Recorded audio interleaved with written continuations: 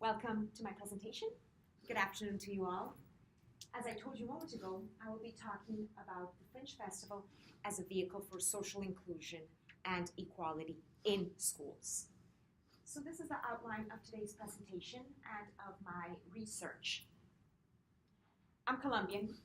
Colombia is a wonderful country. It's a country of fruits, flowers, flavors, amazing people, beautiful landscapes. But unfortunately, it's also a country of poverty.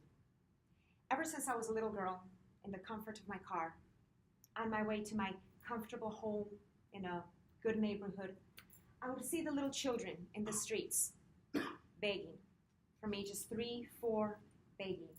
I would see the old people sitting in corners, alone, sick, dirty, hungry. And that would hurt. I would cry and I would tell my dad that I wanted to save everybody. So my dad told me the story, which you probably already know, about the starfish. If not, I'll tell it anyway. This man is in a beach picking up starfish desperately and throwing them back into the ocean. Another man approaches him and says, "What are you doing? There are too many. You're not going to save them all." So he reaches, grabs one, throws it into the water and says, "For that one, it was worth it." That's when I understood I didn't need to change the world. I didn't need to save everybody. I just needed to focus on small actions. And with those small actions, I could make a difference. So I became a school teacher and a therapist in personal growth seminars. I worked in slums. I volunteered in slums. I volunteered in prisons. I volunteered in conflict zones with the perpetrators and with the victims, and sometimes with perpetrators and victims in the room at the same time. In one of the prisons, I met a man called Edwin, a terrible human being. He had killed over 50 people. He was in the guerrilla. But by meeting him and all the other men that were at the conference, at the seminar, I understood that they weren't evil people, that circumstances had led them to make these terrible decisions.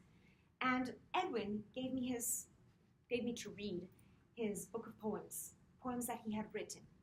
When I read the poems, I could see the pain that he had. I could see the suffering, the guilt, the sense of regret, and how he could not forgive himself for what he had done. In his poems, he would write about closing his eyes and seeing his victims in front of him. When the seminar ended, he gave me a poem, a very long, beautiful poem. But the last paragraph, he says, "Christina, smile once, twice, and 1,000 times, and I will smile 1,000, 10,000, and 1,000,000 times. And each time that I smile, remember, I will be smiling for you." I understood that my mission was now even larger. I had to smile. Even if I wasn't happy, I had to smile because I understood the impact of one smile on somebody that could be having not such a pleasant day. And even greater than that, I started observing the impact it had on me when people smiled back. I also understood through his poems the power of art for healing, the power of art for social reasons. At this point, I became an actress. For many years, I developed my craft as an actress. But I was missing that social component. So I went to London to do my master's in applied theater, which means the use of art in social context. In my master's, I had access to 2 wonderful reports. One of them is Use or Ornament by François Matarazzo. In this report, he talks about 60 art projects worldwide with over 600 participants. In the other one by People United, called Changing the World Through Arts and Kindness, they looked at 10 years of art projects with over 20,000 participants. They had a very long report on the results that they found, but some of the ones that were found coincided between both of them. François Matarazzo reported increase in confidence and self-worth, sense of belonging, an improve in the perception of others. It promoted intercultural contact. It promoted positive risk-taking and developed friendships. People United reported an increase in confidence as well, taking risks, greater resilience, developing social bonds, positive attitudes towards others. However, I didn't see in their reports cross everything. So they would develop programs for elderly with children, or they would develop projects in schools for teachers and students, or they would develop projects in vulnerable communities.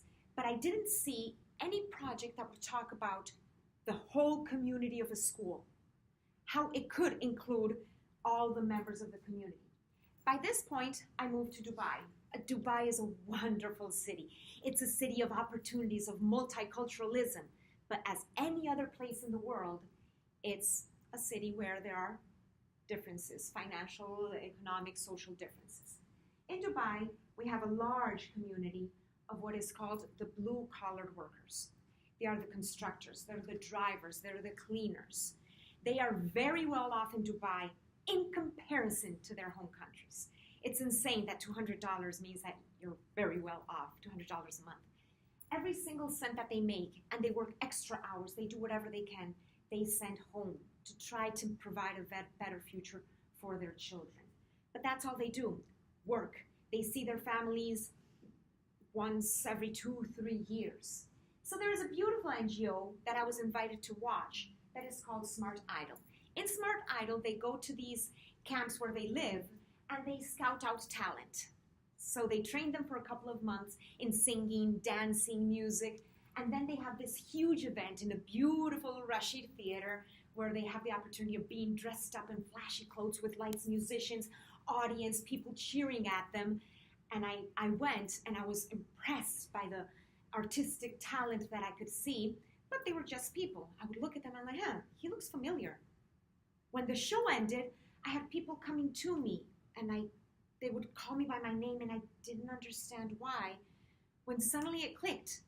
They were the cleaners at my school that would walk through the hallways. Good morning, ma'am. And now they were looking at me in the face and smiling. I could see their joy. I could see their sense of self-worth. I could see the passion with which they were performing. And again, my mission kept on getting even larger. I had to develop an event in my school that included them as equal members, as artists, because I believed that an event of this sort could promote social inclusion and equality. I believed in providing a collaborative space for the creation of art. And when I say collaborative, I mean that it was not the children performing, the support staff performing, the teachers performing. I mixed them up.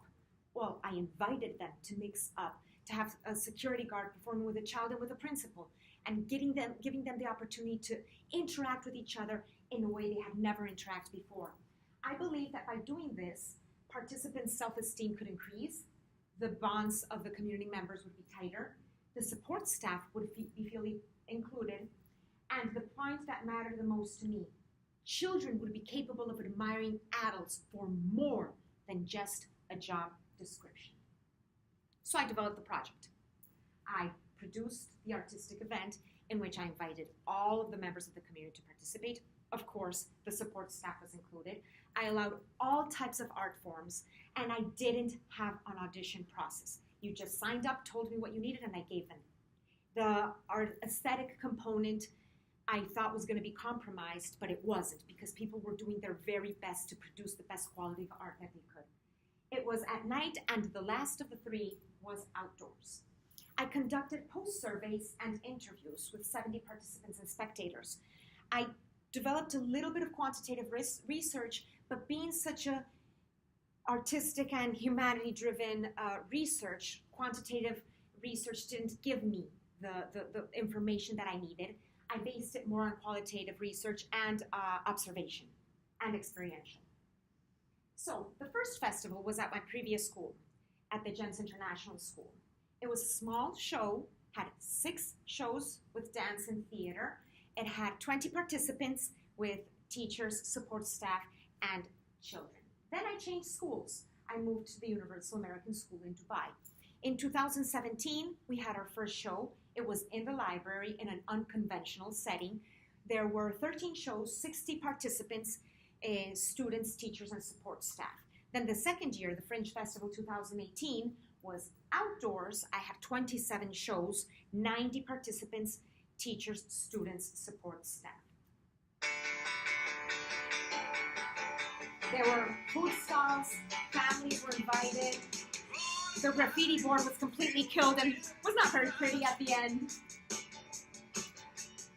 People brought their friends. There were dance classes, food stalls, stand-up comedy, dance classes, drawing classes. Impossible to get the families and children to leave at the end of the event because they wanted more. Elementary, high school, middle school performing together.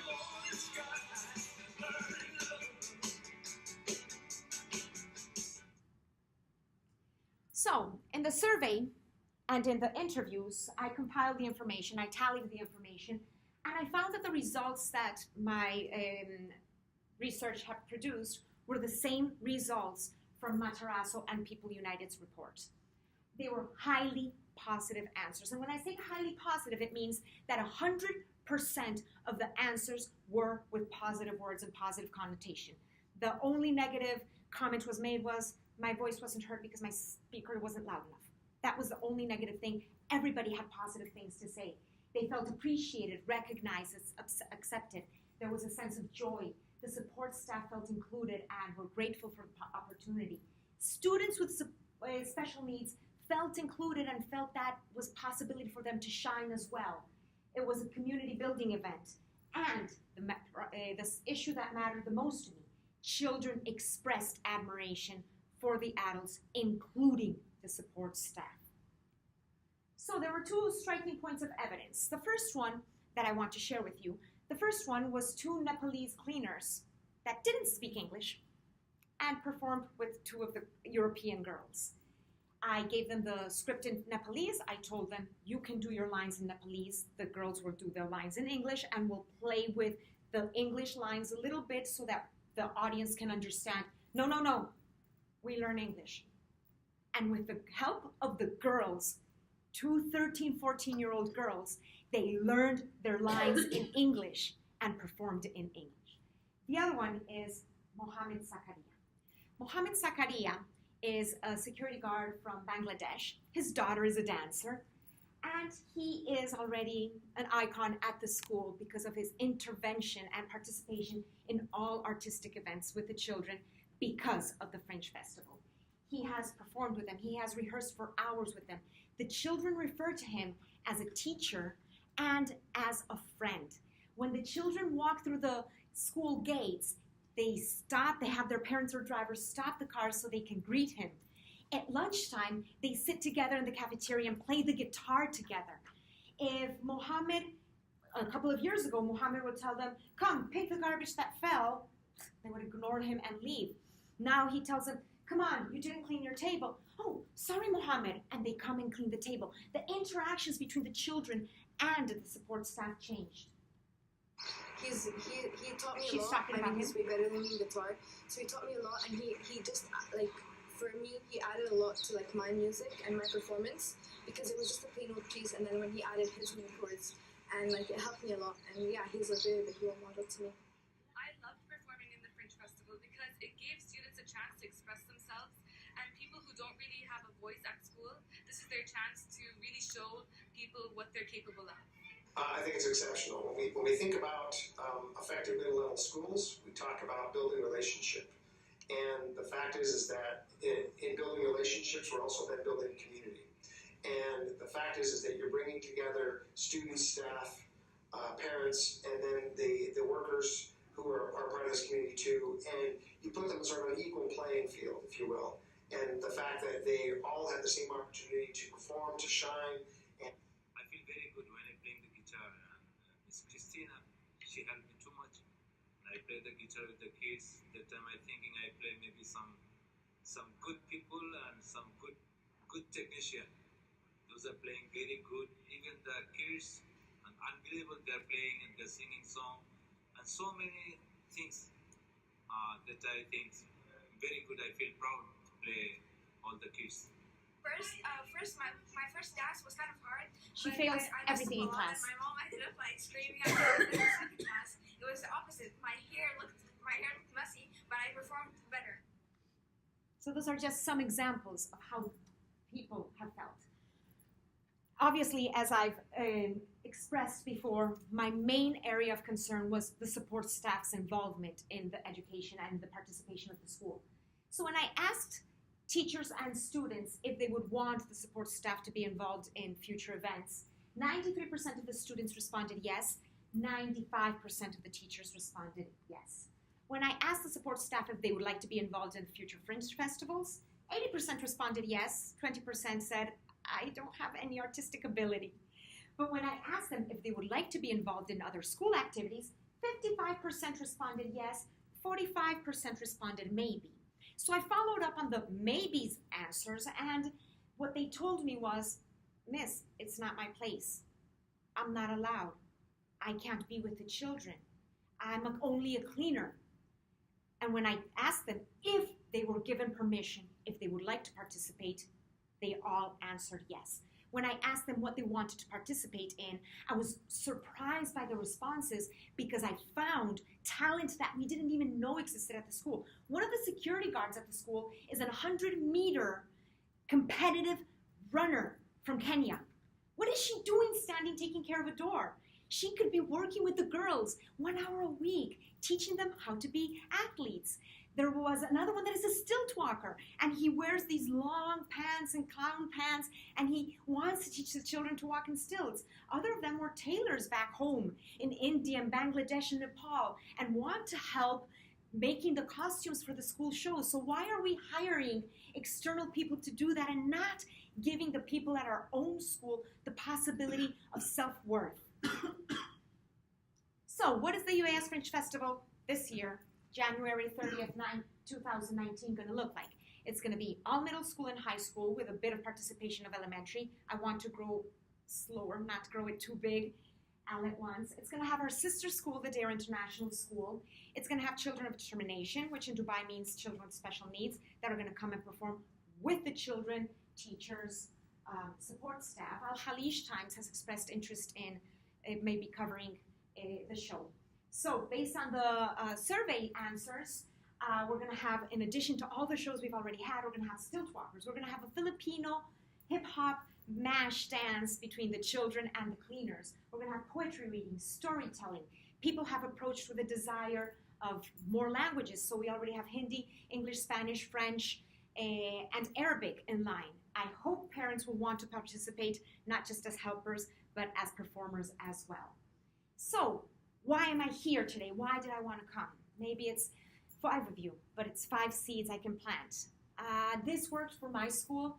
I can't talk about longer term results because this is a study that will take 10 years to know if it really worked. But I do think that developing and exploring projects that aren't for charity, because I think that the danger of charity is the word for. I think that if we develop activities that are with the community and we involve everybody, something can change. I believe that if these children learn to interact with other people that they normally wouldn't interact with and be capable of seeing that other people are more than a stereotype, more than a social status, more than a job description, but that are human beings that are talented and could be role models and could be somebody to admire. I believe these children will grow up to be better parents, to be better CEOs, to be better politicians, to be better members of the community. I believe that this way, we don't need to be afraid of the future. I believe that we can make things right. Thank you.